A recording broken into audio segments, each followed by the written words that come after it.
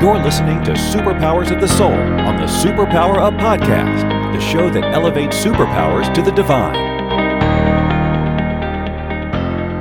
Hello, I'm Jennifer, Superpower expert and founder of Soul Language, and this is Superpowers of the Soul. And I'm so excited today because I get to talk to Lydia Mandell, and we're talking about creating self-esteem with your body. Welcome, Lydia. Thank you, Jennifer.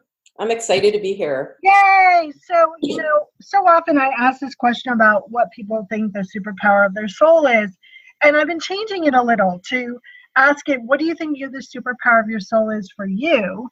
And then what do you think the superpower of your soul is for others? My superpower of the soul for myself, I would say, is learning and developing and figuring out, those aren't exactly the words I want to use, but just knowing that I am whole and complete in my body, in my soul, exactly as I am, and tapping into that on a regular basis helps me to show up in a way where I feel more connected, more like myself, and also to live in this body, this human body that sometimes can be difficult to live in. Beautiful. And for others, what's the superpower for others? My superpower for others is to help people bring together body and soul. So what I mean by that is oftentimes people are so stuck in their heads, they're floating around ideas, stories, to get people out of the story and back in their bodies and creating that connection between a person and the divine through their body and making it a whole, complete person, as a whole, versus this is my soul, this is my body, this is my brain. Knowing that it all works together in an integrated way. I love it, because whenever we do anything, whenever we create separation, we then create with separation, and then we are in struggle. So I love what you're saying. We talk a lot about sacred purpose, and I think so often, here's another case, especially with master healers, which you are one. When we talk about sacred purpose, people go, actually, okay, here's what I'm here to do. And I think sacred purpose is much bigger than that. I think there's a being what you are profoundly here to experience and then offer that experience to others. So with that definition, what do you consider your sacred purpose?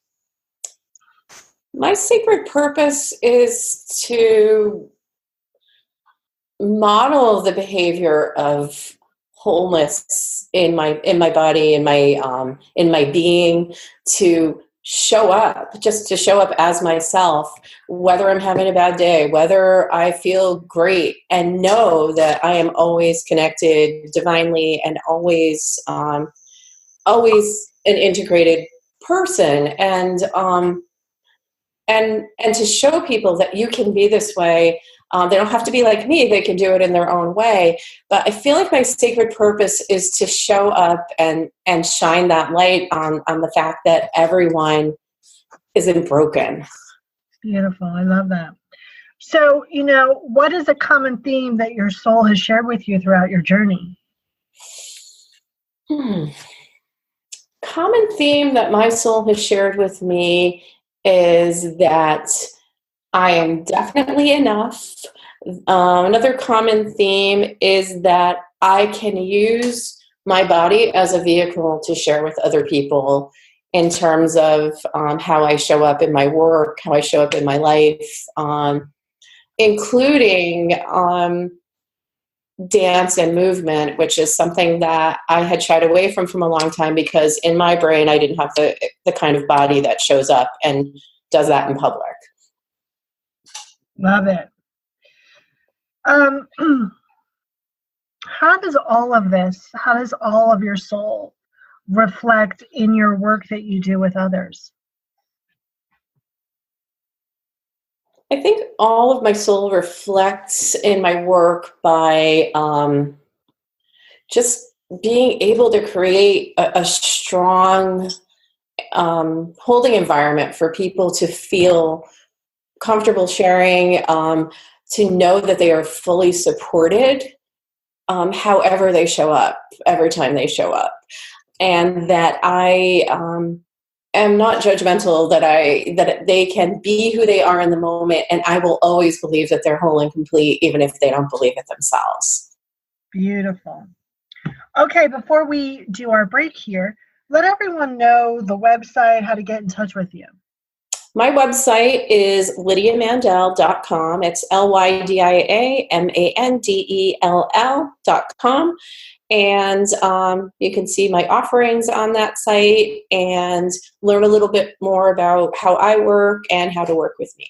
Beautiful. Everyone stay tuned, because when you come back, me and Lydia are going to be talking about creating self-esteem with your body. Are you here to change the world? Do you talk about things like vibration, frequency, awakening, and consciousness? Are you pretty sure you have superpowers? The Superpower Net is unlike normal coaching programs and conscious communities. We provide training, intuitive guidance, peer-to-peer learning, intensive one-on-one coaching, and a high vibrational network of people just like you. When you join the net, you get 24/7 access to a collaborative group of people who support you as you master your personal power and unlock your superpowers. If you're ready to use your superpowers to change the world, then join the Superpower Net today. Visit superpowerexperts.com/thenet to learn more. Well, welcome back to Superpowers of the Soul, and I'm with Lydia Mandell, and we're talking about creating self-esteem with your body. So, why is the body so important? I mean, I know that's an obvious question, but a lot of us really discount the body. But why is it so important that we have this connection, that we co-create with our body? I think it's so important to co-create with our bodies because we are we're hit with so much information all day long that sometimes it's really easy to forget that we're living in these bodies. And when you tune into your body, when you notice how much wisdom lives in your body, you can start to trust your body for messages that tell you how to live your life. If you know that when your body is vibrating and you feel amazing, that is you at your optimal level, then you're going to seek that out. If you know that when your gut starts wrenching, that you probably shouldn't start a relationship with this person that, that you're in front of, that's your body telling you messages. And we often stay away from the messages of our body because we trust our brain so much. And rather than noticing, because we haven't really been taught how to use our bodies. I love that. So how can people start with really this new relationship with their body? Like, what is one of the things that you recommend that they can start doing right here, right now?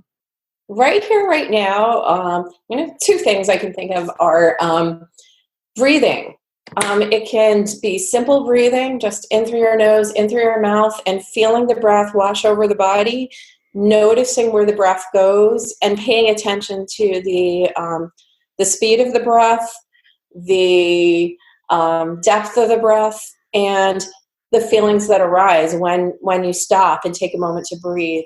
Another thing that is really powerful and that often people have a really hard time with is just get up and move, swaying your body back and forth, put on some music that lights you up and just dance like crazy. Taking that time to move ourselves is so important. And often, for work, people are sitting and they go work out in the gym or do something that feels supportive, but it's not this sort of free dance. And let your emotions come through in the dance or the movement. Dance is a very scary word for a lot of people. I found. I love that. Why do you think that is, Lydia? I think that just in our culture, in American culture, dance isn't a part of life as much as it is in some other cultures where, people will just dance as part of celebration, as part of festivals and different things. And so for us, if you dance, you must, and this isn't true for everyone, but there's often this thought that if I'm not a good dancer, then I shouldn't be dancing. And that was a message that I know I got from various places, growing up. I was in a ballet class as a small child, and I was trying to do some position, and they called me a pretzel. And I thought, all right, I don't know how to dance. And so that was the end of that for a little while. But I feel like there's often a message that tells people that dancing is not for you. You don't have the right, how dare you dance in that body, if you don't have a dancer's body. So I feel like sometimes people have gotten these messages that unless you know the steps, or unless you know you've been trained to be a dancer, that dance is terrifying. And also it's about being seen. Yep. I think dance, it puts you in a huge state of being vulnerable. And I think this body connection, I think people ignore that body connection because the body's never perfect and it's messy. And I think that it triggers a lot of feelings of being safe, being vulnerable, and also being safe, as you said, be seen. Yeah, I mean, safety is a huge part of why people don't want to be seen moving or dancing, because it doesn't feel safe. It does feel vulnerable, and putting yourself in front of people and moving your body I've heard people say, I'd rather, I'd rather, I don't even know what they'd rather do. Something horrible, much more horrible. They'd rather die than do that in front of people. And I don't think that's really true. They just haven't been given an opportunity to open up and be free in their movements, where it's not about performing. It's not about punishment. Some people go to the gym as a punishment for being a certain way. And some people go because they love it, and that's fine.